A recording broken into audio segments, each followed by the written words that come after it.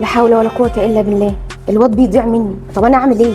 لا فاهم من مدرس ولا فاهم من مدرب ولا فاهم من أي سلسلة في الحساب الذهني اشتريها له. طب أنا أعمل إيه تاني؟ طب أتصل بباباه يمكن يكون وصل لحل.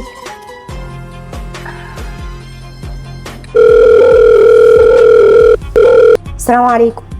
عملت إيه؟ في موضوع الحساب الذهني فعلا؟ طب ما كلمتنيش ليه؟ ها؟ والله ببركة دعاء الوالدين. مع السلامة. لا حول ولا قوة إلا بالله. طب أعمل إيه؟ طيب أعمل سيرش على الشات جي بي تي يمكن أستفاد، يمكن أوصل لحل المرة دي. سلسلة العبقري في الحساب الذهني إزاي ما شفتهاش قبل كده؟ طب خليني أتأكد منه تاني وأشوف على الفيسبوك.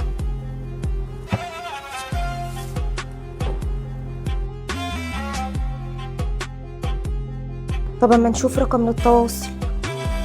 ادي رقم التواصل. تمام.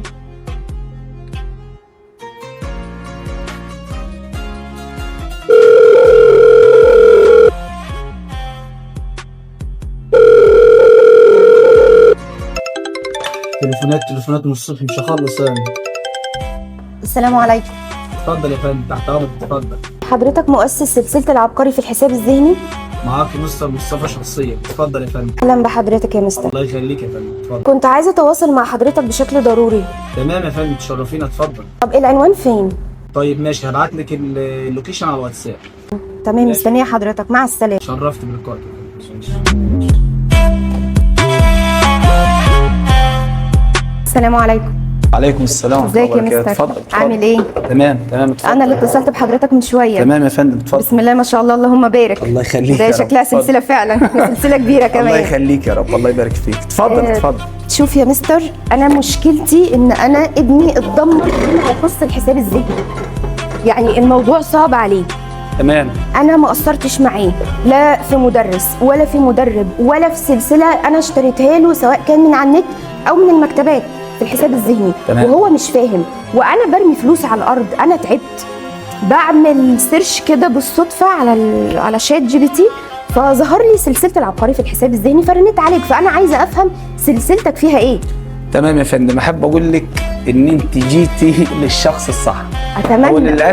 للاسف على السوشيال ميديا في الاونه الاخيره ارتبطنا كل واحد، مع احترامي لاي حد، بيجي يعمل كتاب. بصوا يا جماعه، شغل الكتب ان انت تعمل كتاب سهل، بس هي الفكره انا كولي امر مش عايز كتاب، انا كولي امر محتاج منهج.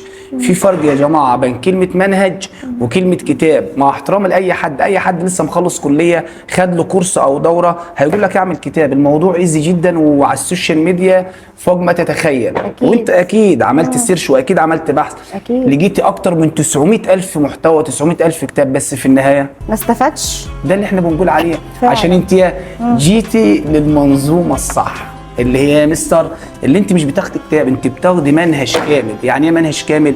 مش مجرد كلام محطوط في كتب، لا، دي سلسله انت هنبنيها من كي جي 2 لغايه ما يوصل معانا لغايه ثالثه ثانوي.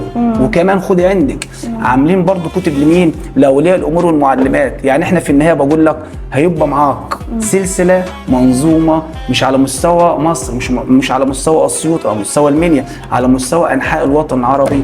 واكيد في السيرش ظهر لك المتابعين، واكيد في السيرش شفتي المحتوى، واكيد في السيرش انت جيتي هنا علشان اتاكدت ان انت فعلا في المكان الصح. اكيد طبعا. طب انت كده يا مستر هتخليني اسالك في كل ده، لان انا هنا النهارده وفي مكاني مش مجرد ولية امر لطالب واحد. يعني انا كده انا شايفه ان في قدامي 5 مستويات. اختصر عليك الطريق. طيب يا ريت اختصر على بعض الطريق. لي. بص، هو ايه الفرق اللي انت ما سالتوش لنفسك؟ ايه فرق مستر مصطفى العبقري عن ال 900 منهج الموجودين؟ فعلا. مصطفى العبقري منهج كامل في الحساب الذهني، مش برنامج. حط تحت دي 100 خط. مستر مصطفى العبقري لو دخلت عنده في الصفحه او البيج هتلاقي محتوى تعليمي كامل، منظومه كامله، تاسيس، حساب، انجليزي، ماث، يعني فوق ما تتخيلي. بس احنا دلوقتي بنتكلم عن مين؟ عن حاجه اسمها بوكلت العبقري. طب ثواني يا مستر عشان نوضح الامور عشان الناس هتتوه منك. النظام اللي انا عملته السنه دي يا جماعه قعدت فوق ما تتخيلوا اكتر من 5 سنوات متابع، معمول على نظام الثانويه العامه وهو البابل شيت، واللي ما يعرفش البابل شيت بيقول له ان احنا الفكره بنناقشها من اكتر محتوى، يعني بجيب لك الفكره واناقشك من اكتر محتوى. على سبيل المثال لما نيجي نتكلم مثلا عن وليكن حضرتك انت قلت ابني في سنه كام؟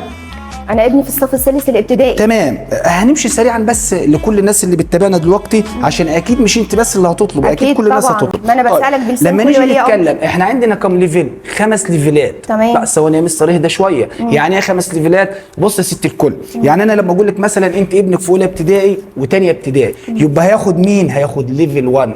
طب ليفل 1 يا مستر ده انا شايف قدامك يا مستر كتب كتير، تعال انت هنا بس شويه. هو لحد الان كده 7 كتب على السريع عشان الوقت بتاع المشاهدين مش فاضي لنا شويه.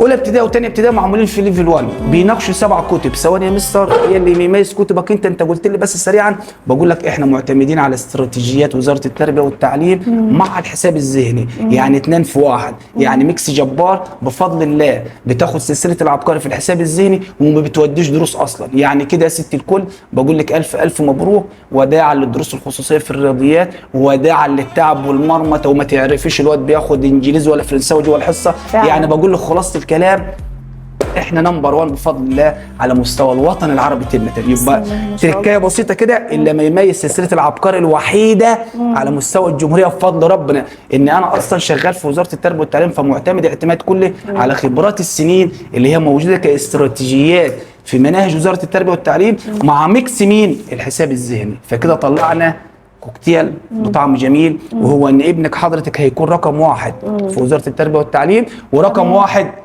في سلسله العبقري في الحساب الذهني. طيب سريعا كده انا لو ابني اولى ابتدائي ثانيه ابتدائي هيستفاد ايه في ال7 كتب دول ولا هو كتب وخلاص؟ احب اقول لك ان انا بفضل ربنا وصلت ل 40 ليفل، يعني 40 كتاب من ثانيه من كي جي 2 لغايه ثالثه ثانوي. طب تعالى سريعا مع بعض. يعني مثلا في كتاب رقم 1 وليكن مثلا هيستفاد كالاتي يا ست الكل. عندك بيتكلم الفهرس موجود من بره بشكل سلس، شكل مبسط، الوان زاهيه، طباعه فخمه، يعني بقول لك هديه اقسم بالله.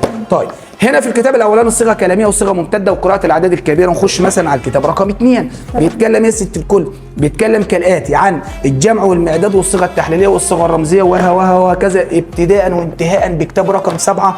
ابنك في خلال ال7 كتب دول هيوصل يقدر يعرف العوامل والمضاعفات ويضرب اكتر من 15 رقم في رقمين، يعني بقول لك هيكون رقم 1. سريعا نخش لو في ثالثه ابتدائي هنمسكه في الاتي، هيعرف النقود واستراتيجيات النقود، واكيد اللي شغالين في وزاره التربيه والتعليم عارفين ان المستر مصطفى بيتكلم عن ايه؟ بيتكلم عن مجهود جبار في كل الاستراتيجيات بتاعه المدرسه مع حساب ذهني، مع حساب مين؟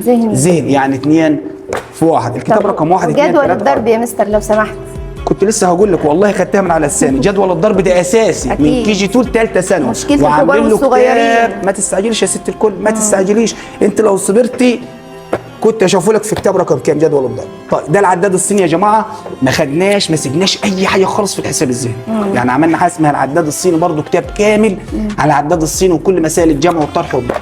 كتاب رقم 4 مثلا بيتكلم عن تمارين متنوعه والكسور واستراتيجيات الكسور. شايفه بص بما يرضي الله، شفتي انت شغل اعلى من كده؟ لا والطباعه حلوه وباين عليها. احنا بس مش هنقصر مع حد، مع طبعا جزء كبير في الهندسه والوقت والكلام ده كله، فده جزء لا يتجزا. بس ثواني هشوف انت مش الجدول. سايب يا مستر. لا الموضوع بص بالنسبه لي مش استثمار، الموضوع بالنسبه لي خدمه ولي الامر اولا واخيرا عشان اريحك يعني. بس انا بشوف لك كتب جدول الضرب واقع في انهي كتاب. طيب انا كده في الكتاب رقم 7 خواص الضرب والجسم المطول. طب تعالوا نشوف مع بعض كده مثلا ادي خواص الضرب. بص يا ست الكل، مبدئيا اي مدرس يقول لك ان جدول الضرب ما يتحفظش قولوا له مع احترامي ليك لا تفقه اي شيء. مستر مصطفى شخصيا لو قال لك جدول الضرب ليه استراتيجيات قولوا لي استراتيجيات، بس الحفظ اولا، يعني يكون حافظ وبعد كده اديني استراتيجيات. بص سريعا معايا كده، يعني من كي جي 2 هيكون عنده جدول الضرب اهو، يحفظ في البدايه ويخش في التفصيل. شايف عاملين ازاي؟ تحفه فنيه جدا، ومش بيحل صفحه ولا 2 ولا 3 ولا 4 ولا 5، ده بيحل 20 صفحه على كل مهارات جدول الضرب، على كل مهارات جدول مهمة. وخدي عندك كل الاستراتيجيات والخواص والجسم المطوله انتهاء بكل خارجيه الجسم بشكل مفصل ودقيق جدا، وخاصه واخر بينتهي بمين؟ بالمسائل اللفظيه. طيب وهكذا عندك رابعه وخمسه وسته ليهم كتب 9 كتب تقريبا 9 كتب 7 كتب. وعندك برضو 6 ابتدائي ليها 10 كتب، والمرحله الاعداديه ليها 10 كتب. ده المستوى على السريعات. بسم الله ما شاء الله. انا عمري ما شفت يا مستر سلسله في الحساب الذهني بالسهوله والسلاسه دي. والله ده توفيق ربنا اللهم اولا بارك. واخيرا، وقد يكون دعاء الناس ودعاء الوالدين. بصراحه مش هتنفع ابني بس، ده هتنفع كل طالب وكل ولي امر. اكيد، لان احنا بنضرب عصفورين بحجر واحد. اكيد. مدرسه يكون رقم 1 وحساب ذهني يكون رقم 1، لان انا ما ينفعش ادخل بطولات وكؤوس وبتاع ويكون رقم 1 في الحساب الذهني واروح الاقي الواد نايم وساقط في المدرسه، يبقى احنا كده ما عملناش حاجه. فعلا. لازم يكون رقم 1 في وزاره التربيه والتعليم ورقم 1 في منهج مين؟ العبقري في الحساب الذهني. شكرا يا مستر على الله يخليك يا العظمه دي. فندم. الله يخليك. شكرا يا الله يبارك فيك يا فندم. حضرتك منتظرين اي ابن، لان كل الابناء هم يعتبر ولادنا في المقام الاول والاخير. الهدف بتاعنا خدمتكم وان انتم فعلا تكونوا نمبر 1. شكرا يا مستر، مع السلامه. ماشي يا فندم.